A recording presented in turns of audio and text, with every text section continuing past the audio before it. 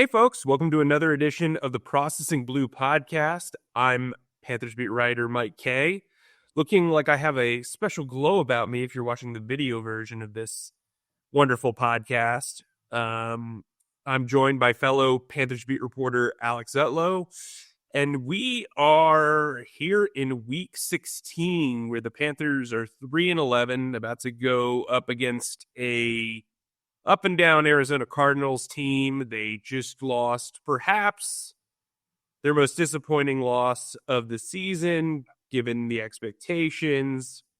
But I'm really happy to see Alex, as I always am. Alex, how you doing today? I'm good. I would be remiss to say that I think I've officially forfeited my title as the dude with the script when it comes to the Panthers. I mean, I started out the season so well when it comes to predicting these guys' win-losses. And also, I was pretty spot on with the scores as well, I'd like to say. I predicted that when Andy Dalton came in, they were going to really surprise people and beat the Raiders.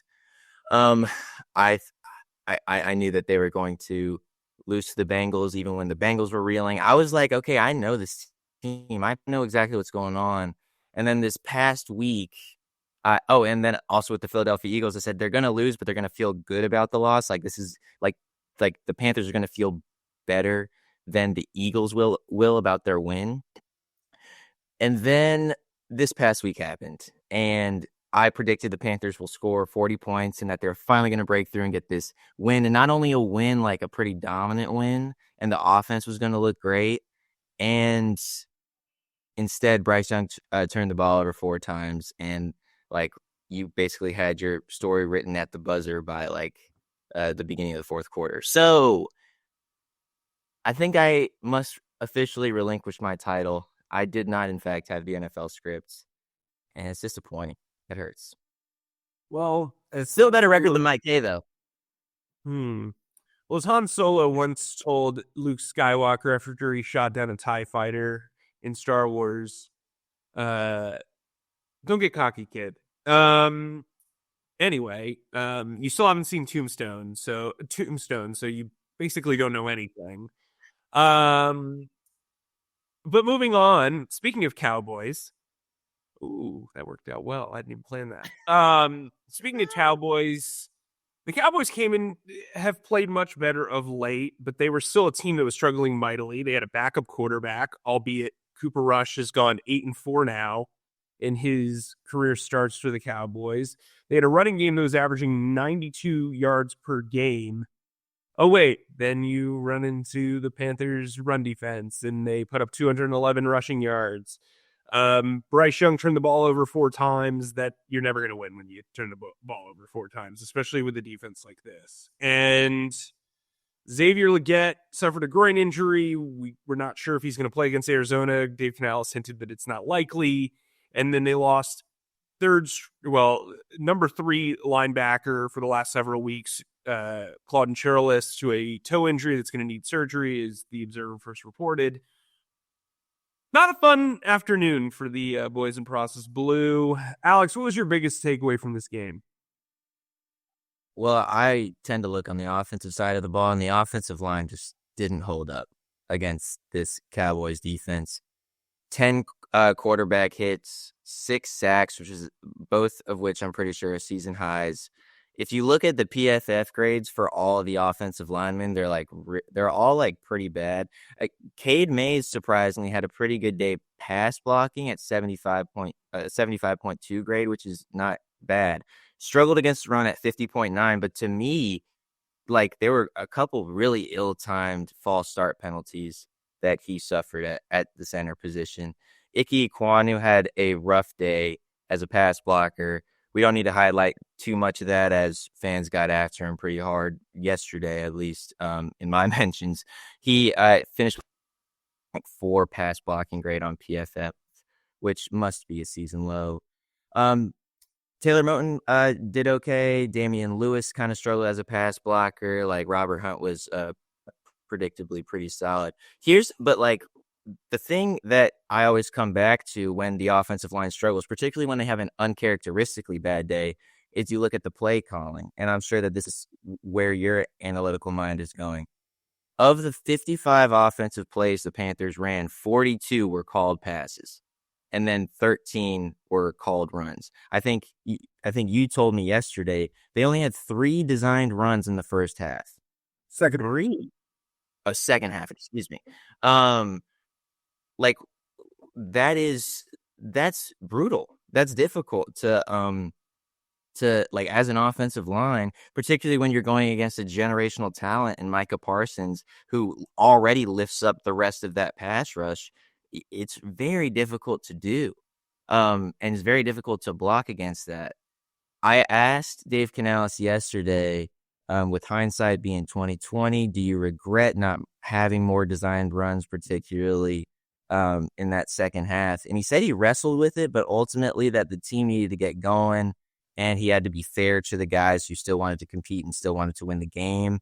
But I mean, to be fair, the Panthers had the ball to start the second half, down 10-7, and everything was like, okay, what's gonna happen? Then Bryce fumbles the first play of the game, and the Cowboys go up to at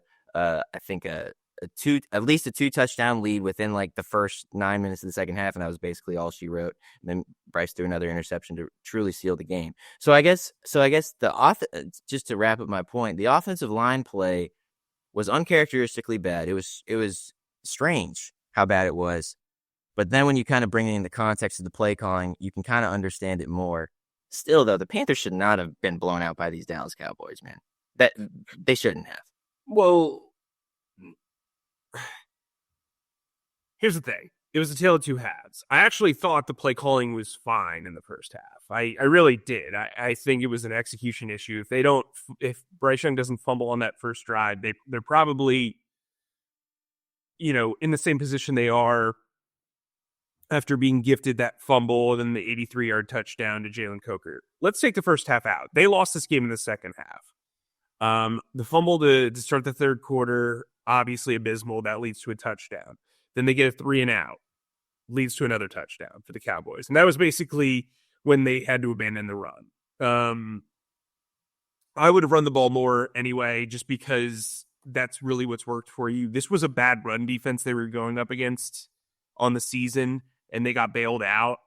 Micah Parsons just basically pinned his ears back and said, you know what? I don't care what's called. I'm going to rush the passer. I'm going to get a sack. And so I think, look, Ickey had 2 sacks allowed. Damian Lewis had 2 sacks allowed. Robert Hunt allowed a sack. Taylor Moton allowed his first sack of the season. Like, everybody deserves fault there in the pass protection. But like you said, from a play calling standpoint, like, they were constantly going to shotgun. There were times where they had minimal yards to gain and were going away from the line of scrimmage in that shotgun stance. There was one play in particular, they were down by, 17 points at the goal line, basically, and running out of shotgun. And it was just kind of like, well, you're just creating more of an issue for you, especially with the way they were playing. I think, Canales, for the first time, it felt like was really outcoached in the second half. And that's going to happen. You're a first-year head coach. It just, Mike Zimmer's a really good defensive coordinator. I think they schemed them up pretty well. I think they had some really exotic pressure packages. I think they give the Cowboys credit. I think they came in with a great game plan and it worked. Defensively, this safety group needs to be completely reworked. I'm a big Xavier Woods guy, but like outside of him and bringing him back maybe on a 1-year deal, Jordan Fuller has struggled a lot in coverage. Nick Scott shouldn't even be playing on defense. Neither should Sam Franklin. I don't care about the interception last year. That's been his one good defensive play he's made probably in 5 years. They need to retool this safety group, and all 4 of those guys are going to be free agents. I would like to see more Damani Richardson because he can actually tackle. And I know that sounds brutal, but like, as much as the front 7 gets criticized for its run stopping ability, pass coverage, the safeties always seem to have either a communication error,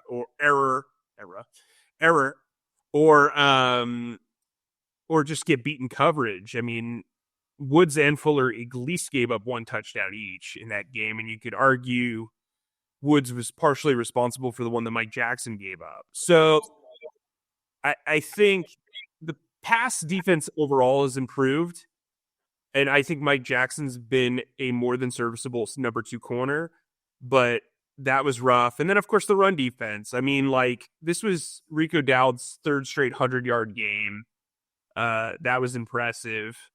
But, like, this team can't tackle, and I'm almost tired of asking the question, because you have to ask the question with respect and be polite, but it's like, how many times can you hear technique and fundamentals and whatever?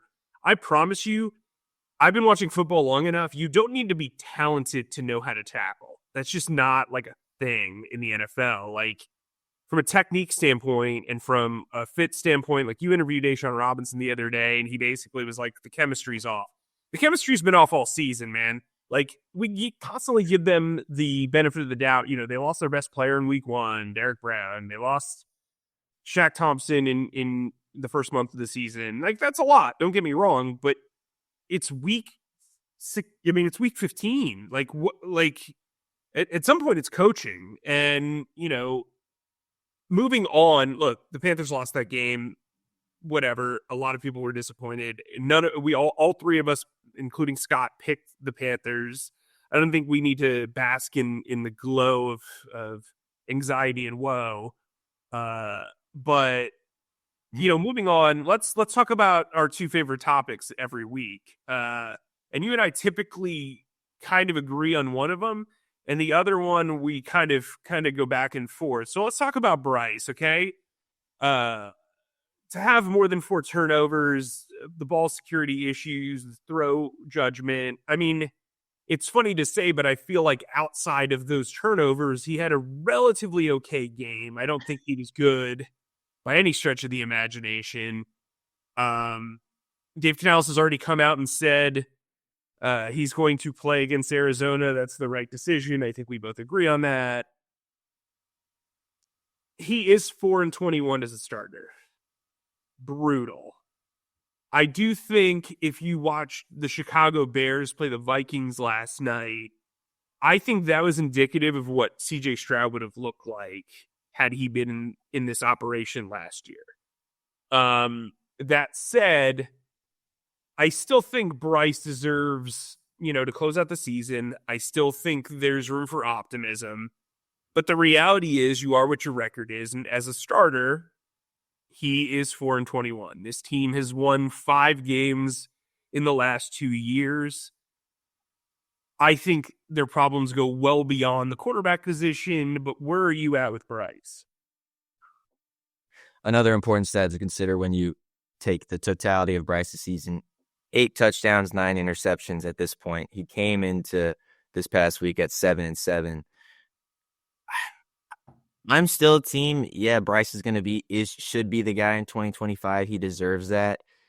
It's funny that you say that he played okay outside of his 4 turnovers, because I kind of felt that too. I mean, those 4 turnovers are like a barbell placed to your leg as you're falling off like a boat. You know what I mean? Yeah. But like, he proved that he can do what we have seen him do. The 2 like great things about Bryce's game. One, he can execute script, like a beginning of game script.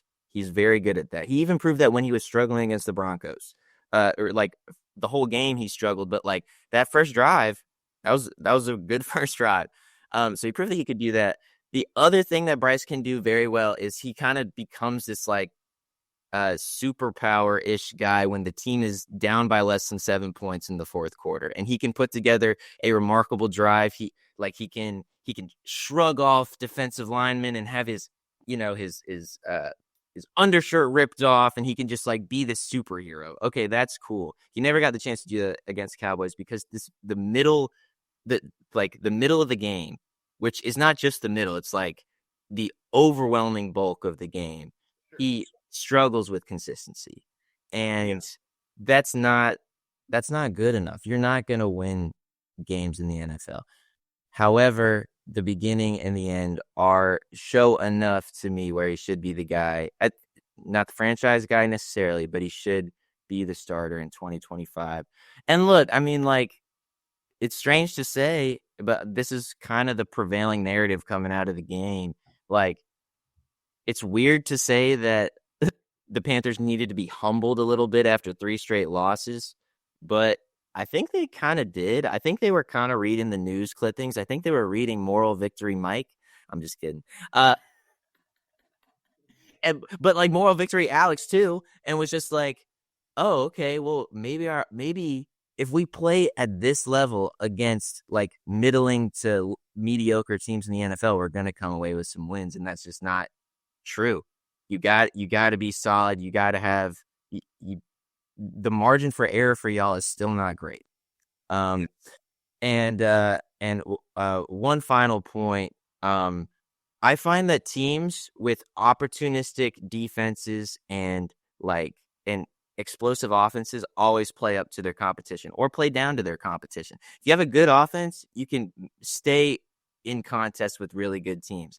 If you have a bad defense, you're going to stay in every contest with bad teams. So I think that was shown against the Cowboys, and the offense, instead of being really good, decided to give the ball away 4 times, and that's the result that you got. Yeah, you touched on it. We can move on from the Cowboys as far as I'm concerned. I don't know what else to say about it. Well, I think you made a really good point about Bryce. He's kind of like a deli sandwich quarterback, okay? So let me explain. A deli sandwich with really good bread can draw you in, right? But if what's in that deli sandwich doesn't taste good, you're not going to have an oversatisfying experience. I for one don't like tuna, but I really like bread. So, if let's say we got like a nice like seeded bread, but there's tuna inside, I'm not going to enjoy my experience, right? So Bryce has kind of been that way this year. I think sometimes the stats look better because he's getting more opportunities in the first and fourth quarters.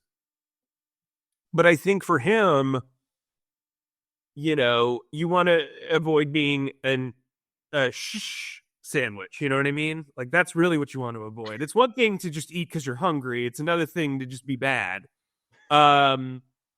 And I think he's been able to avoid that sandwich since he's been back in the lineup. I mean, the first 2 weeks that was rough. But I think this was the closest thing to week 1 and week 2 for a lot of elements of this team. And I think they've been, I don't want to say humbled, but I want to say they've been made very aware of what their station is in the NFL. And I think they really need to bounce back against the Cardinals.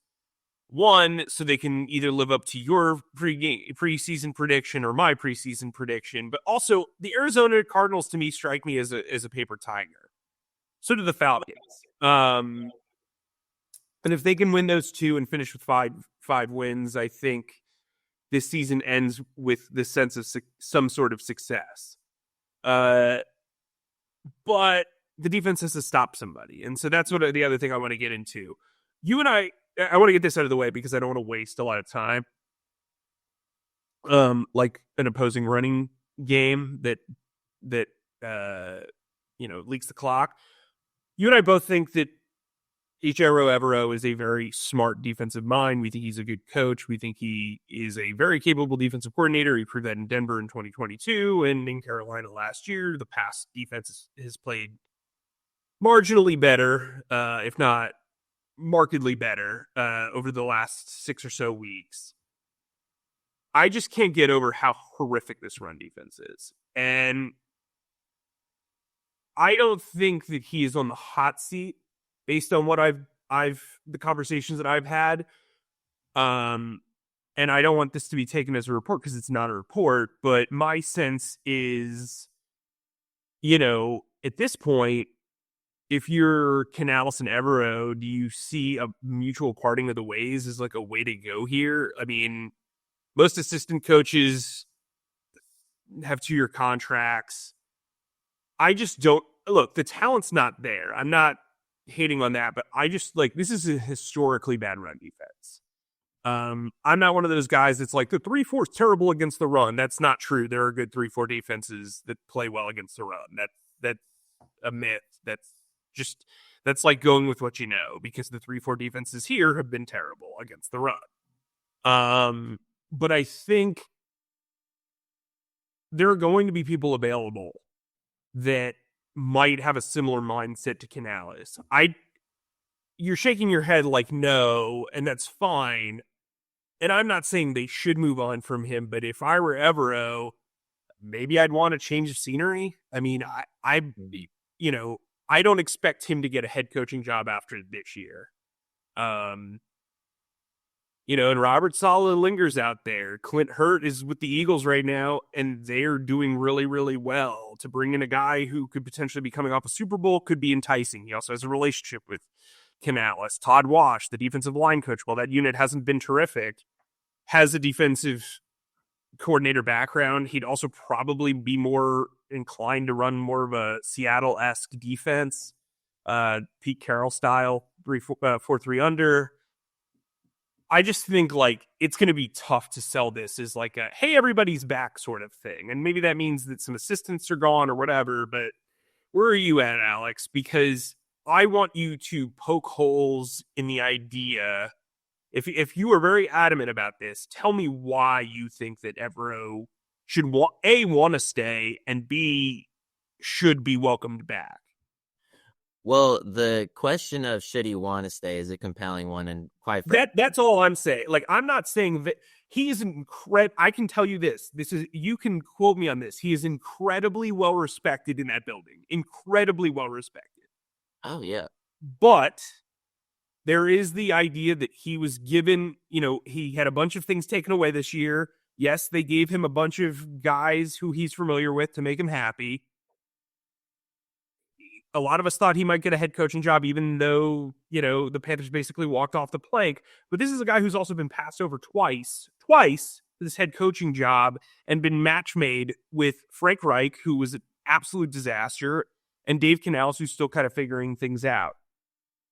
Human nature says, you know, I've watched offenses take my defense and put my defense in terrible positions multiple years. I was one of the biggest head coaching candidates in the league. Maybe it might be better off for me to do it. This is not a report. This is not based on anything I'm hearing. This is you and I speculating here. But human nature would say, maybe this ain't it. Go ahead. And yeah, no, that's important context, and I can't wait for aggregators to get you on this one, Mike. I don't know. It is a interesting question. I just keep and maybe I'm overemphasizing this in my head, but I just keep coming back to Dave Canales' introductory press conference, where he literally says, we ask him about, hey, is EJ going to remain as defensive coordinator? Because that was still up in the air at that point. And he goes, and Dave says something to the effect of, yeah, that is like critical to the plan, or like, I need him as part of my dream team.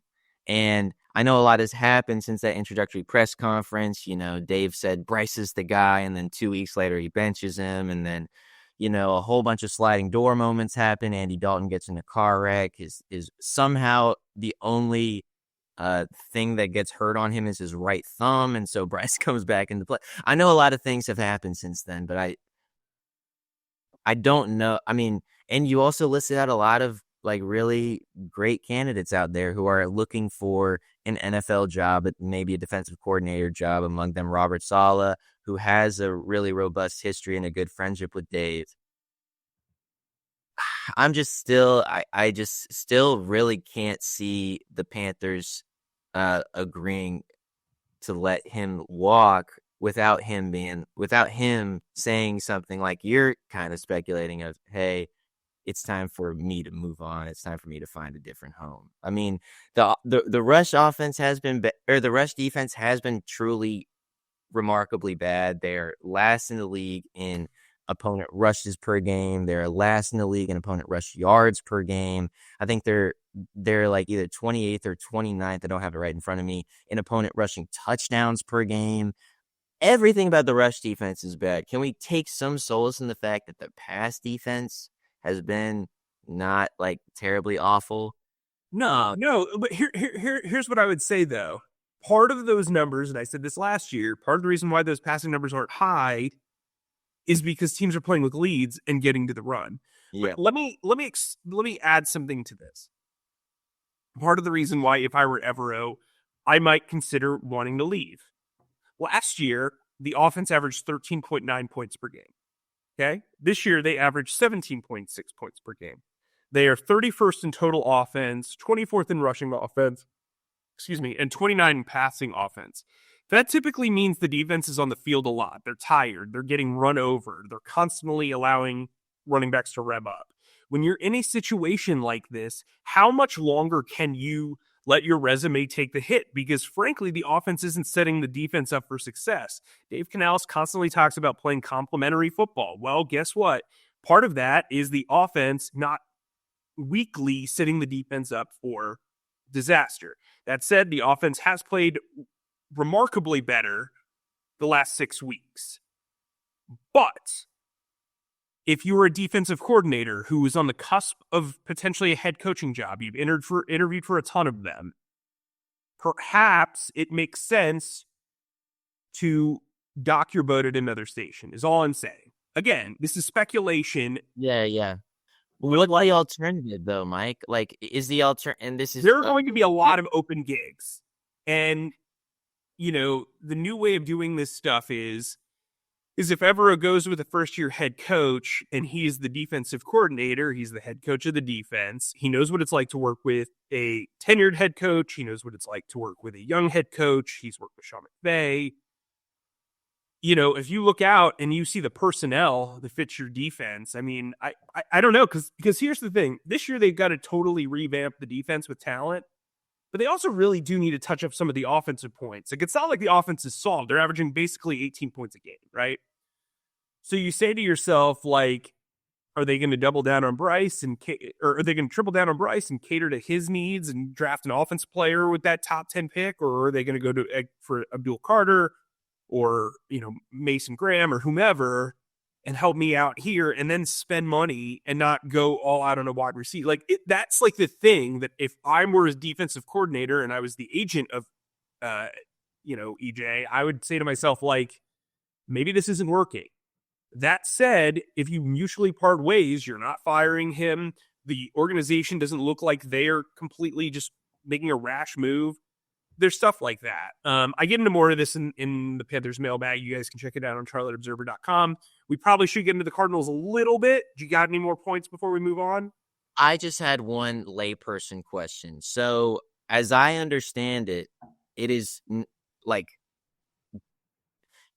if Ejiro Evero wants to maintain his job as the Panthers defensive coordinator, but also wants to take interviews as a defensive coordinator in other teams, Dave Tepper essentially has to rubber stamp that and be like, yeah, that's cool. You can go interview with other teams. If Dave has proven, Dave Tepper, not Dave Canales, he has proven that even if he doesn't plan on like keeping a Chris Tabor of last year as special teams coordinator, he's still not going to allow him to interview another special teams coordinator. And he was heavily criticized for that, by the way. Okay. So, but my point is like, Evero basically has to be like, it is better for my career to not be employed as a coordinator at all to get another chance as a defense. You wouldn't say that. I think there needs to be a conversation after the season. What is the direction?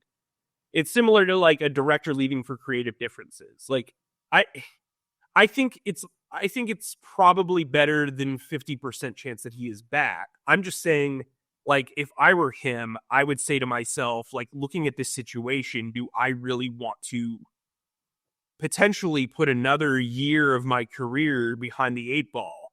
Because they do need to improve this offense, and rightfully so. I mean, obviously, I don't think he's a particularly selfish person, but I'm just saying, like, at some point, it's very clear this run defense is not going to be solved. I don't think that Shaq Thompson's going to be back. Derek Brown's going to have to come back from injury. Who knows how that's going to work? The safety group needs to be completely reworked. They've got to make a decision on if they want to extend J.C. Horn, who's been durable this year. Inside linebacker needs some TLC, probably from a backup standpoint. Their pass rushers need work. Like, this is not an easy, like, overnight fix or over off-season fix, and I think that's kind of where we are. We're running a little bit longer because we don't have Zach in our ear. We're joined by the wonderful Diamond, who is our fill-in producer for this one. But let's move on to the Cardinals. Let's talk about them a little bit. They're coming into this game, as like a middling team. They're trying to make the playoffs under Jonathan Gannon. They're 7-7. I'll get this off the bat. I am not a Jonathan Gannon guy. I think he's a good defensive coordinator.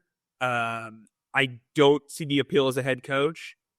I think they're paper tigerish. Drew Petzing, their offense coordinator, is actually the brother of the assistant to the assistant offensive line coach. I believe, or am I totally? Hold on, give me one. No, man, if you're going assistant to assistant, bro, like I don't know. I mean, yeah, I mean, Drew's done a nice job at Tyler, is all I'm saying. So I think Kyler Murray's numbers are particularly astonishing, but you also have to consider who he has on this roster outside of, James Conner at running back, who is a ground and pound Chuba Hubbard-esque player where he's going to pick up 4 yards and run through you, and it's going to hurt.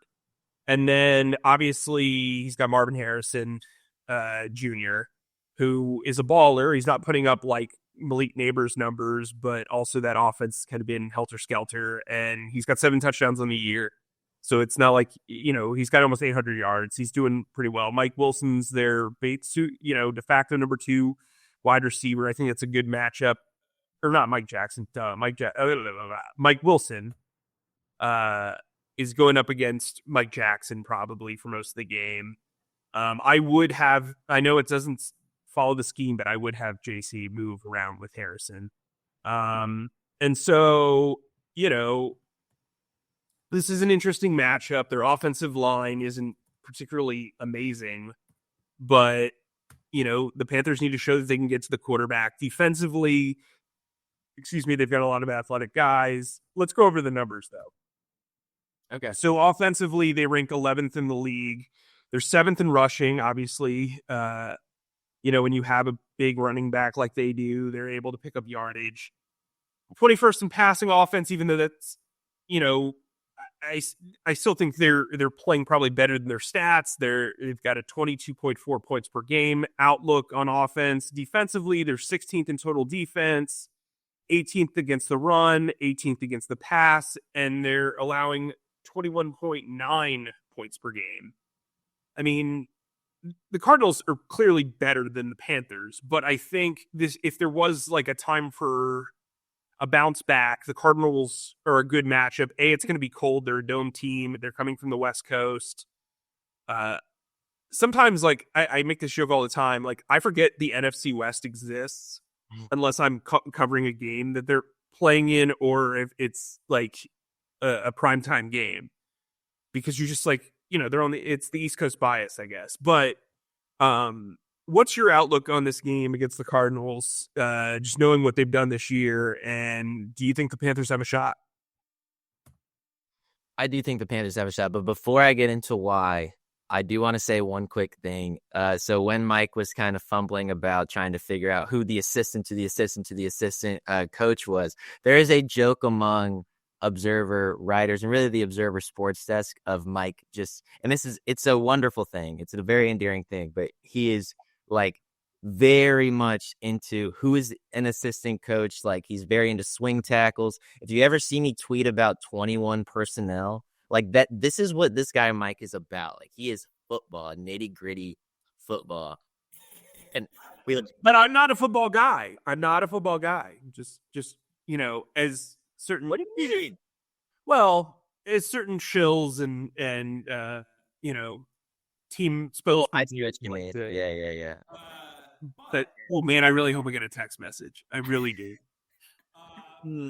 But anyway, back to my prediction per se. I can't precisely remember what I said a couple weeks ago when we mapped out the final 6 games of the season.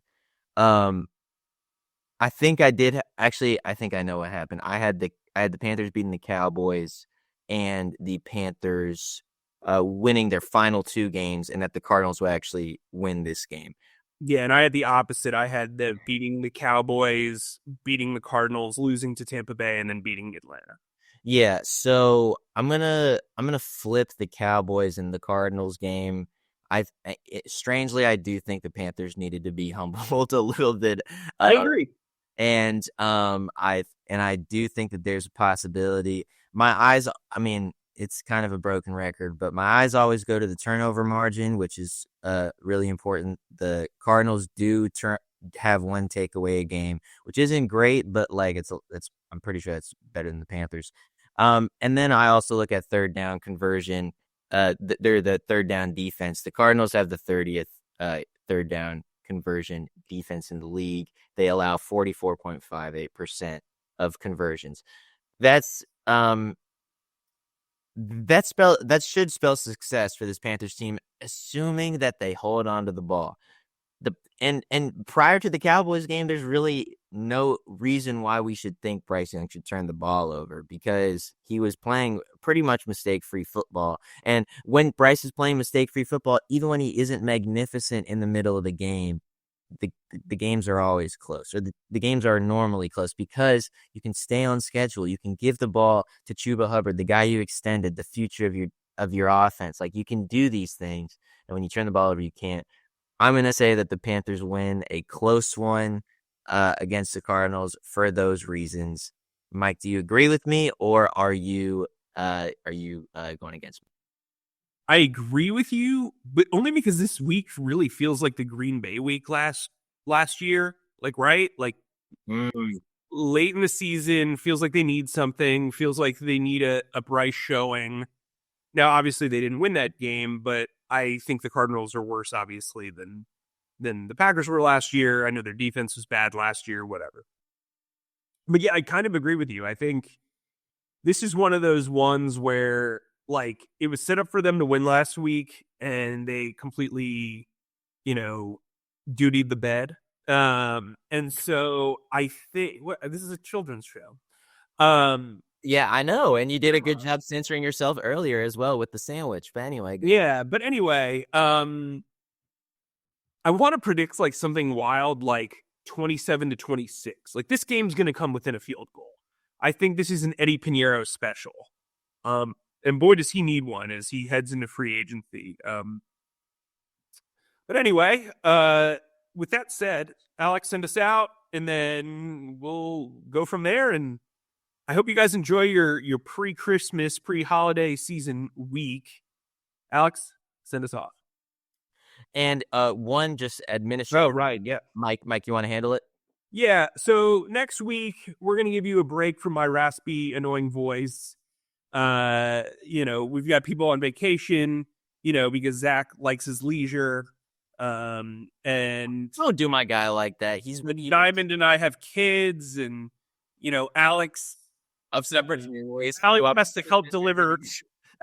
Alex has to help deliver toys with Santa, and so we're gonna take the week off from the Processing Blue podcast. We will make it up for you, down the road. Maybe we'll hit you up with a twice the week, the week after the season, just because I've got to soak in all the Alex time I can. But yeah, so next week, if we're not in your ears, it's because we have taken a 1 week hiatus. That I will be in Tampa, we will be in Atlanta. We're not taking off completely, but we figured Wednesday on Christmas, you've got better things to do probably than listen to my annoying voice. So with that said, Alex, go for it. Thanks, as always, for listening to our pontifications on all things Panthers with Mike Kaye and myself, and our producer today, Diamond Vences, filling in wonderfully for Zach Dennis. Please subscribe and follow us on Spotify, Apple Podcasts, or wherever you get your podcasts by searching Processing Blue. And if you watch us on YouTube, please subscribe to our YouTube channel and click on the bell icon to get notified whenever new episodes drop. And finally, please be sure to stick to CharlotteObserver.com for all your Panthers needs. Mike, stay humble, stay jolly, and keep processing. That's a wrap, Diamond.